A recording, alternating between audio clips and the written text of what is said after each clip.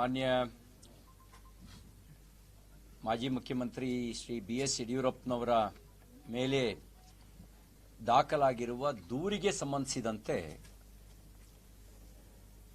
ಸರ್ಕಾರದ ನಡೆ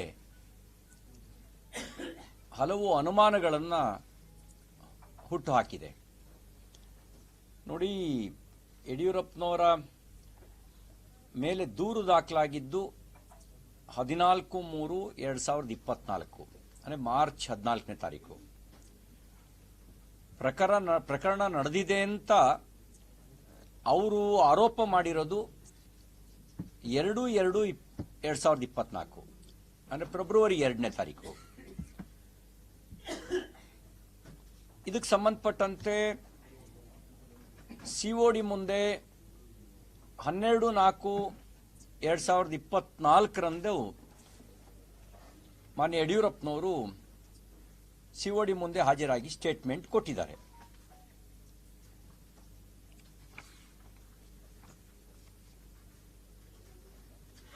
ಇದರ ಮುಂದೆ ಮಧ್ಯದಲ್ಲಿ ನ್ಯಾಯಾಲಯಕ್ಕೆ ಹೋದ್ರು.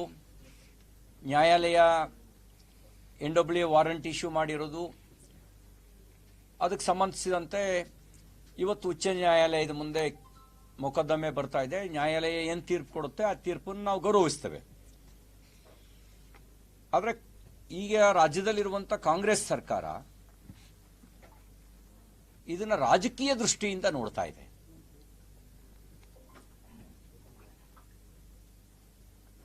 ರಾಜಕೀಯ ಕಾರಣಕ್ಕೆ ಇದನ್ನ ಬಳಕೆ ಮಾಡ್ತಾ ಇದೆ ಎನ್ನುವಂತ ಅನುಮಾನ ನಮಗೆ ವ್ಯಕ್ತ ಆಗಿದೆ. ಹಾಗಿಲ್ಲದೆ ಇದ್ರೆ 3 ತಿಂಗಳ ನಲ್ಲಿ ಆ ಸಂದರ್ಭದಲ್ಲಿ ಇಲ್ಲದ ಜೀವ ಈಗ ಯಾಕೆ ಬಂತು? ಈ ಕೇಸಿ ಮೇಲೆ ಪರಕಾಯ ಪ್ರವೇಶ ಮಾಡಿದವರು ಯಾರು? ಮಾನ್ಯ ಗೃಹ ಸಚಿವರು ಸಾರ್ವಜನಿಕವಾಗಿ ಹೇಳಿಕೆ ಕೊಟ್ಟಿದ್ರು. ಯಾರು ಕಂಪ್ಲೇನೆಂಟ್ ಇದ್ದಾರೆ ಅವರು ಈ ತರ 50ಕ್ಕೂ ಹೆಚ್ಚು ಗಣ್ಯರ ಮೇಲೆ ಕಂಪ್ಲೇಂಟ್ ಕೊಟ್ಟಿದ್ದಾರೆ. ಅಂದ್ರೆ 50ಕ್ಕೂ ಹೆಚ್ಚು ಗಣ್ಯರ ಮೇಲೆ ಕಂಪ್ಲೇಂಟ್ ಕೊಟ್ಟಿದ್ದಾರೆ. ಮಾನಸಿಕವಾಗಿ ಸ್ವಲ್ಪ ಅಂತ ಹೇಳಿ ಅವರು ಸ್ಟೇಟ್ಮೆಂಟ್ ಕೊಟ್ಟಿದ್ರು. ಇದು ಕೊಟ್ಟಿದ್ದು ಮಾನ್ಯ ಗೃಹ ಸಚಿವರು ಸಾರ್ವಜನಿಕವಾಗಿ ಕೊಟ್ಟಂತ ಹೇಳಿಕೆ.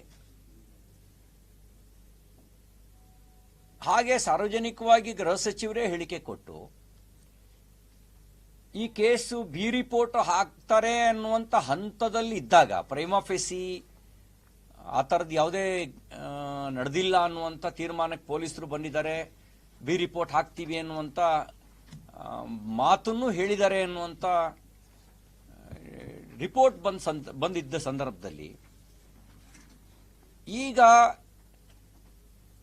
ಏಕಾಏಕಿ ಈ ಕೇಸಿಗೆ ಪರಕಾಯ ಪ್ರವೇಶ ಮಾಡಿ ಜೀವ ಕೊಟ್ಟವರು ಯಾರು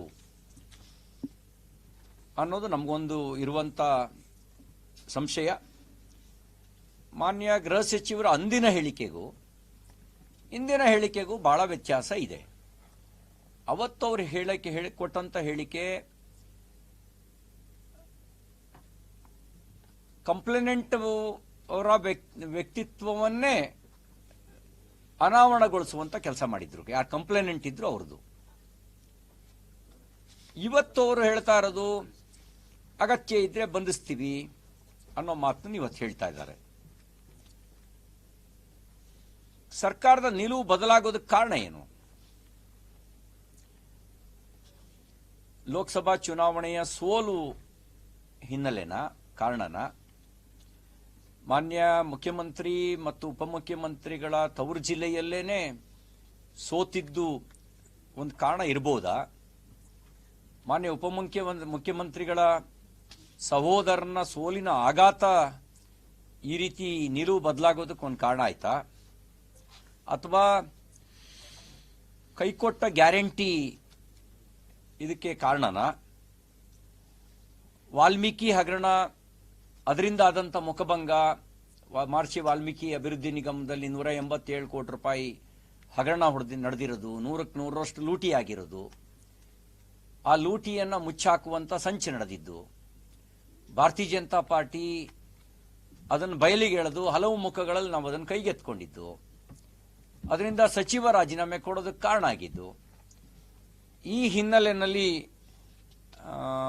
ಅದರ ಹತಾಶೆ ಕಾರಣ ಆಗಿದೆಯಾ ಅಥವಾ ರಾಹುಲ್ ಗಾಂಧಿ ಸುರ್ಜೇವಾಲ್ ರವರ ಒತ್ತಡನ? ಯಾಕೆಂದ್ರೆ ಇತ್ತೀಚೆಗೆ ಸನ್ಮಾನ್ಯ ರಾಹುಲ್ ಗಾಂಧಿ ಅವರು ಮಾನ್ಯ ಮುಖ್ಯಮಂತ್ರಿಗಳು ಉಪಮುಖ್ಯಮಂತ್ರಿಗಳ ಆದಿಯಾಗಿ ನಮ್ಮೇಲ್ ಮಾಡಿದಂಥ ಒಂದು ಸುಳ್ಳು ಆರೋಪಕ್ಕೆ, ಕಳೆದ ವಿಧಾನಸಭಾ ಚುನಾವಣೆಗೆ ಮುಂಚೆ ನಮ್ಮೇಲ್ ಮಾಡಿದಂಥ ಒಂದು ಸುಳ್ಳು ಆರೋಪಕ್ಕೆ ಅವರು ನ್ಯಾಯಾಲಯದ ಕಟಕಟಗೆ ಬಂದು ನಿಲ್ಲಬೇಕಾಯ್ತು.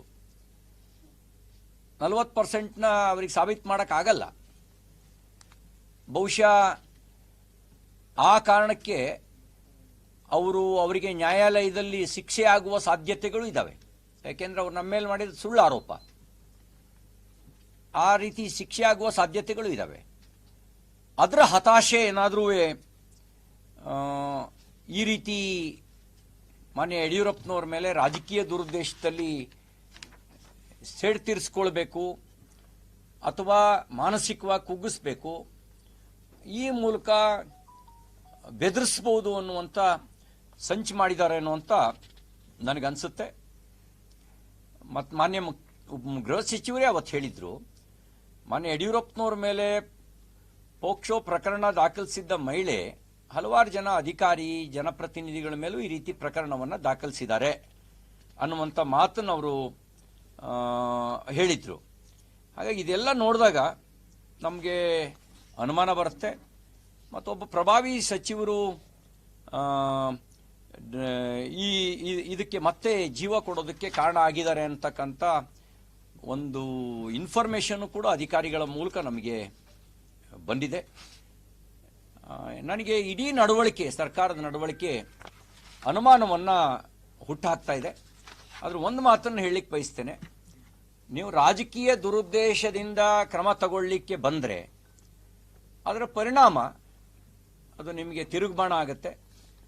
ಅದರಿಂದ ಕಾಂಗ್ರೆಸ್ಸು ಲಾಭ ಮಾಡ್ಕೊಳ್ಬೋದು ಅಂತ ಬಯಸಿದ್ರೆ, ಈ ಪ್ರಕರಣದ ಮೂಲಕ ರಾಜಕೀಯ ಲಾಭ ಮಾಡ್ಕೊಳ್ಬೋದು ಅಂತ ಬಯಸಿದ್ರೆ ನಿಮಗೆ ರಾಜಕೀಯ ಲಾಭ ಆಗಲ್ಲ, ರಾಜಕೀಯ ನಷ್ಟವನ್ನು ಉಂಟು ಮಾಡುತ್ತೆ. ಅದರ ಪರಿಣಾಮ ಬಹಳ ಕೆಟ್ಟ ರೀತಿಯಲ್ಲಿ ಕಾಂಗ್ರೆಸ್ಸಿಗರು ಅನುಭವಿಸಬೇಕಾಗತ್ತೆ ಅಂತಕ್ಕಂಥ ಮಾತನ್ನಷ್ಟೇ ಈ ಸಂದರ್ಭದಲ್ಲಿ ಹೇಳಲಿಕ್ಕೆ ಬಯಸ್ತೇನೆ.